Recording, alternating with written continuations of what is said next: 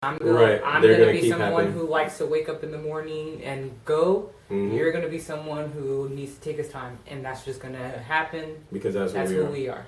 we are, and we don't have to change. Hey everyone, I'm K.A. Will, And I'm Gabby. and we want to welcome you to another episode of Marriage Journey. We are K&G Culture. Woo-hoo. And I just want you guys to know this is really just for anyone who is thinking about being in a serious relationship or thinking about getting married or you're already married. We talk about things that we didn't know before marriage. We Right. talk about things that, our parents didn't talk to us about.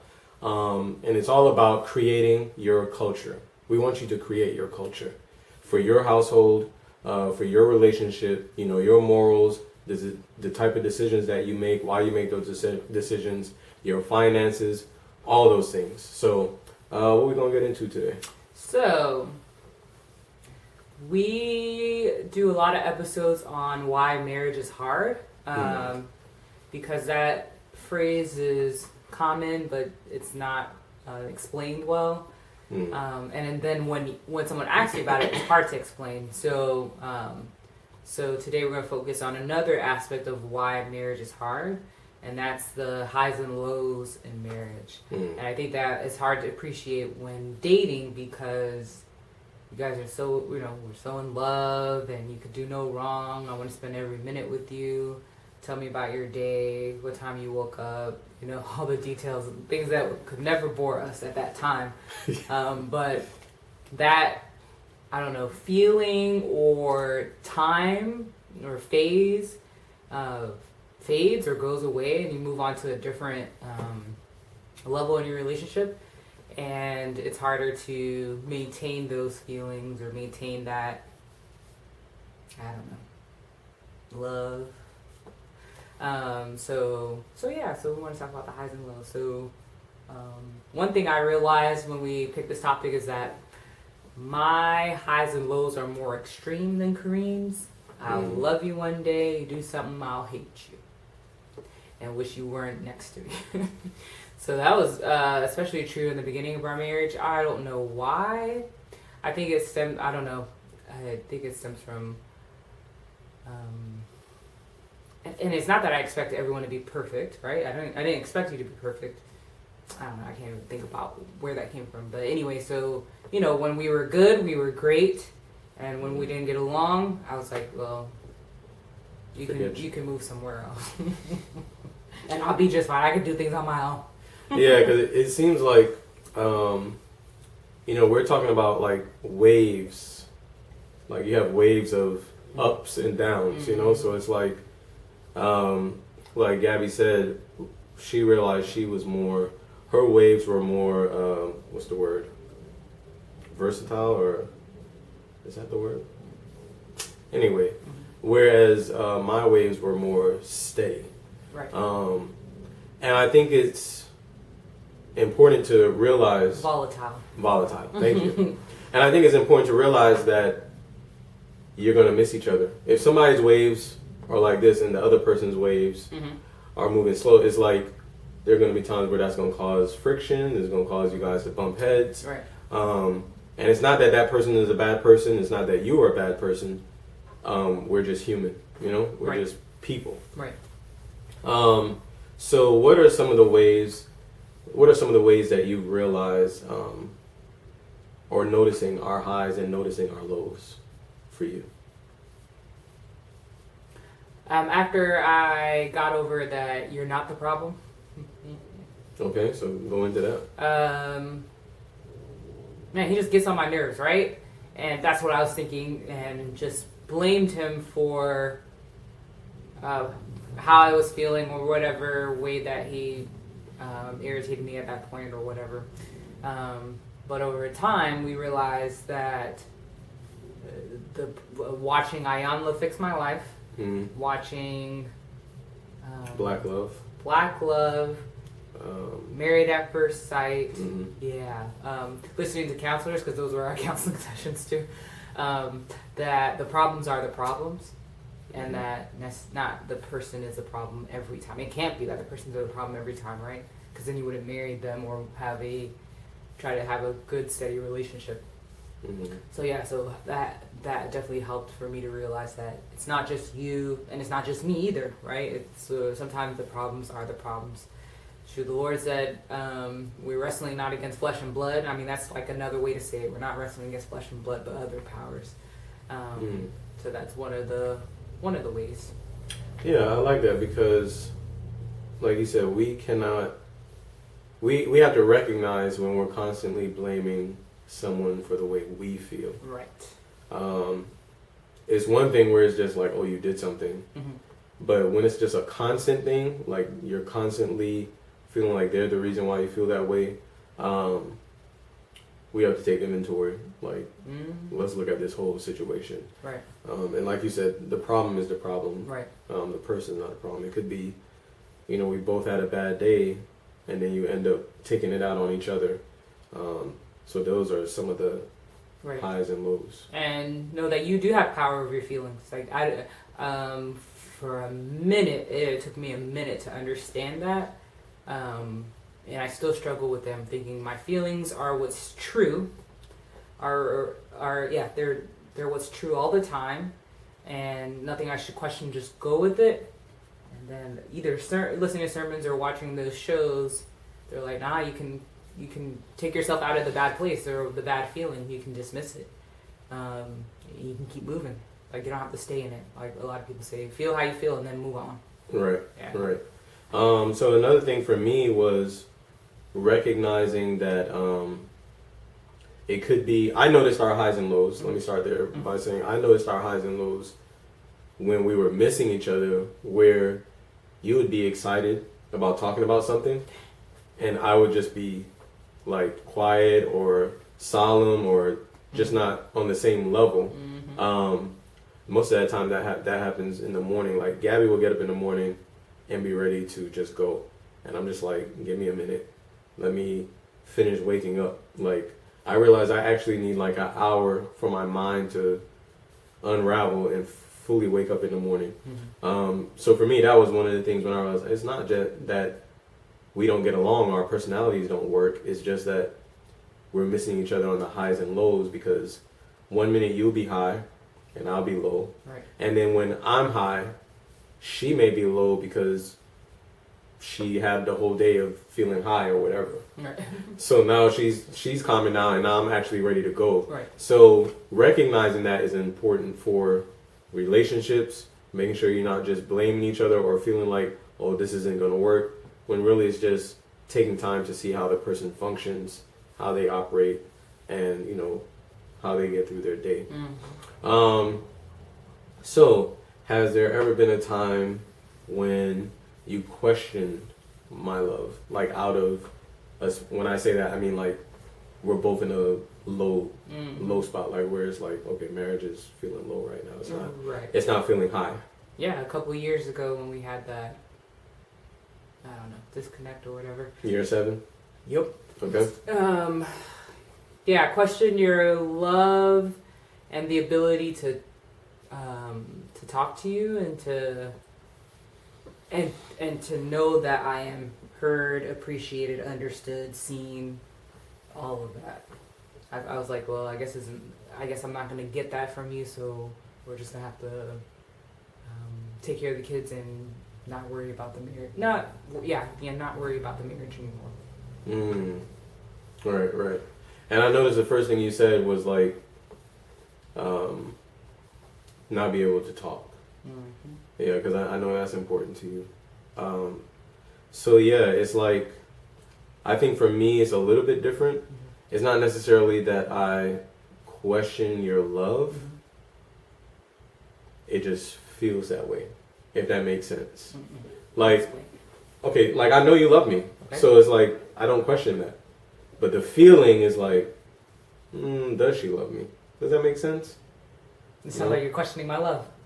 No. Okay. Because in my mind, I already know that, like, that's so already separation of what's that's true already and then how you confirmed, feel. right? Okay. A separation of like what's actually true and like how I feel. Okay. Like it's just a feeling, and I'm saying that because the feeling comes out of knowing we're both in a low spot. Because if we were in a high area, I would never feel like I'm questioning. You see what I'm saying? Because we're high. Right. You know what I mean? So, again, I think that's one thing goes back to what you said. Making sure we're taking inventory of our feelings, having control over our feelings, and not letting our feelings control us. Right. So yes, love is a feeling, but we also have to have control over the way we think and those type of things, the thoughts in our heads Right. that make us think negatively, because that happens. Those things will run rampant. If It- you give space to negativity, that It'll thing will open up take a door. Take over. hmm So, and that's why I had to put in there, especially when we're feeling low. Mm-hmm. That's the easiest time Right. for that to happen. And then with doing these videos, we were reading. Man, I forgot the guy's name.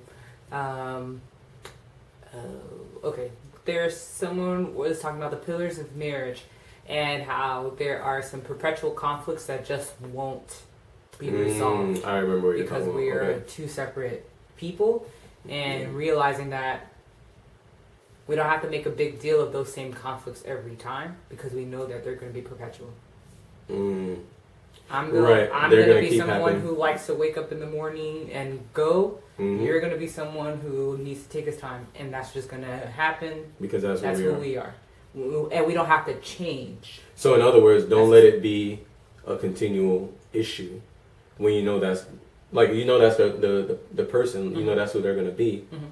Yes, it conflicts with who you are, but out of love, it's like I'm not gonna make it an issue. Right.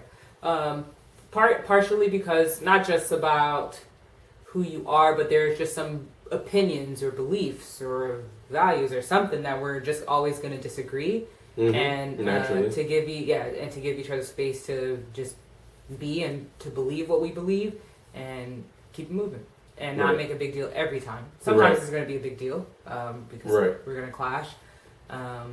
But I realized during the high times, I'll ignore you Mhm. or just let you have it, Mhm. swallow it, and then keep moving.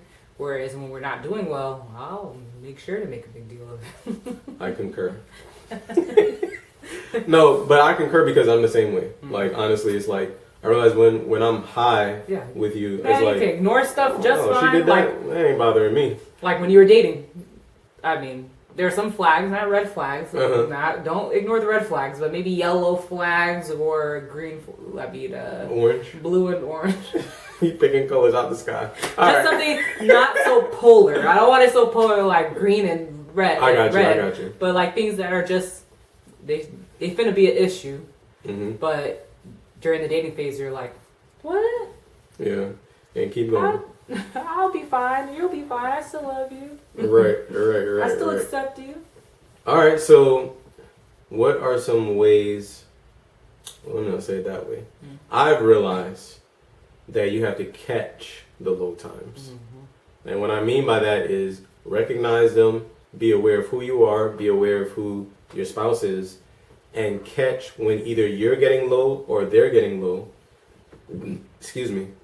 And make sure you address it so that it doesn't become an extended problem. Right. What I mean is like an episode. Don't let that one episode, stretch out weeks, months, years when it's not necessary. And again, that just comes from being aware of who you are, being aware of who your spouse is, catching, again, Yeah. letting them be themselves, Right.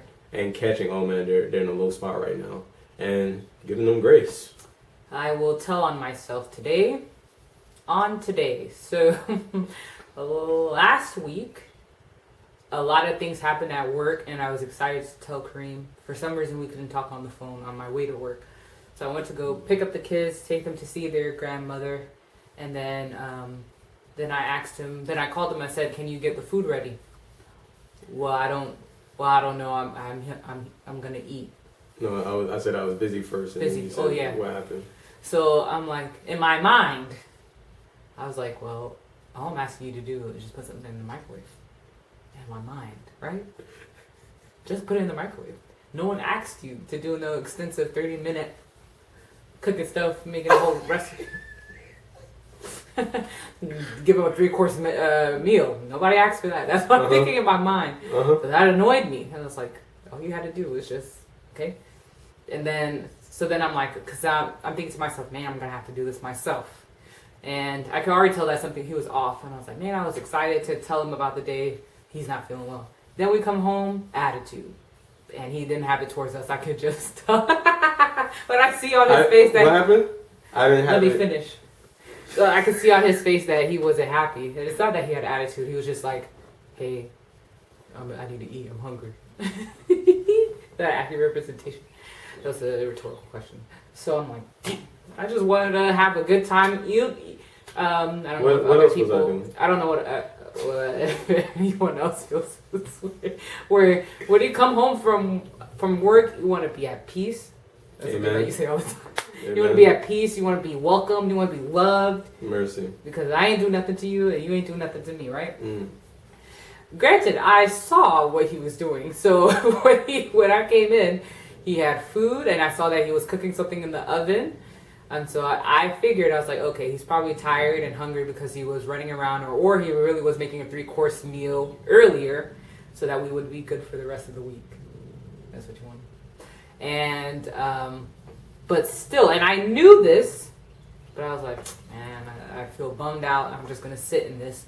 But what you were saying is catching it early. So what I could have done was give you a hug or say hi or say, oh, I see you worked hard. Thank you for making the food, something like that. And that could have brought peace to both of us. You could have felt better from that, and then I could have felt better. Or just say, give you a hug instead of like waiting for you to make me happy or make me feel love. I'll just go after it myself. Right, I got you. All right, so the part you left out was that I did end up, first of all, I was cooking food for the week. I mean, for all of us. Mm-hmm. That's one of the reasons why I couldn't warm up the other food that she was asking me to warm up for the kids to eat right now. I was also warming up my food, and I hadn't eaten my lunch, so I was like, man, I need to eat. Yeah, this is like at 4 or 5 o'clock. Yeah, head hurting, I'm tired. Yeah. And I still ended up heating up half of the food that she wanted me to heat up for her in the first place. Hello. So, yeah. No. But you're right. It's like, that is a perfect example of trying to catch it something early. Little. Yeah, something little happened. And instead of letting it go on to the whole evening, like, man, he must have had a bad day or something happened or whatever. I think I let that thing ride for 2 days. Yeah, it was about 2 days. I was like, this feels comfortable. I just want to sit here. The Lord is telling me, literally telling me, go give him a hug or go say hi, go hang out with him. No, I just want to be by myself. Okay. So, all right. Moving on. I need me time. Mm. No, good and well, that's not what So, going into what the other thing you said about that is we realize a lot of it is being able to articulate the issue, the problem, and not attacking or becoming defensive towards the other person. Right. Because really, you just want a chance to be able to say, hey, this is what's bothering me. And sometimes it could be the other person not giving you a chance, but oftentimes it's just that you're holding it in out of, being defensive or being angry or thinking they should have known, all of that assumption. Mm-hmm. But just articulating the issue so it's out in the open instead of, attacking each other. Okay, so how can we appreciate the high times? Remember how it feels. Mm-hmm. Remembering that love, remembering how it feels, because it does feel great, but then also recognizing that love is also separated from that feeling as well. Like it's more about action and how you should behave, right, towards other people. Fighting for the love, fighting against, if it's fighting against yourself, your flesh, fighting against whatever powers you're trying to come against, fighting for the person when something tries to come, a low time tries to come. Saying that and remembering that he's worth fighting for and I'm worth fighting for, to continue the good times and making them last. Yeah. Okay. For me, it's like definitely recognizing those high times and letting those bad boys ride. Like, try to stay on that high time for as long as you can. And again, articulate the good times. I think that's important because sometimes we are so good at pointing out Oh yeah, that's what's true. wrong. Like, oh, you didn't do this, or I didn't appreciate when you did this, which is good that you articulated that. However, do you articulate also when someone does something right, or they made you feel good, Right. or you enjoyed spending time with them, Mm-hmm. or you appreciate something that they did? All that, I enjoyed that conversation. So making sure that you express those high times and articulate them, because I think that would help them continue to keep going, like make them extended. We have a saying, and we haven't used it in a while, but I know especially for the first half of our marriage, we used to always say keeping the spark alive. Right. Like I would just come up to Gabby, like there's nothing wrong or nothing good happening. I'll just come up and say, hey, how can I keep the spark alive? Like, what can I do? So that was our little saying that we came up with. And that spark is that thing that people call, the honeymoon stage, Mm-hmm. or even in the dating phase when you first meet somebody. It's like sparks are going all over the place. Like Gabby said, they can do no wrong. You don't care how many hours you with them on the phone, how tired you are, that kind of thing. So how can you keep the spark alive? And I would just encourage everyone to find your spark in your relationship and do that. Yeah. You have any closing words? Closing words. We're all human. We all different. Feelings be getting away. We catch them.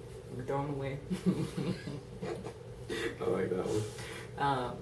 But yeah, marriage is hard because you have to fight. You gotta fight. It's a struggle within yourself. It's a struggle with the problems being the problems and our differences. But it's worth it.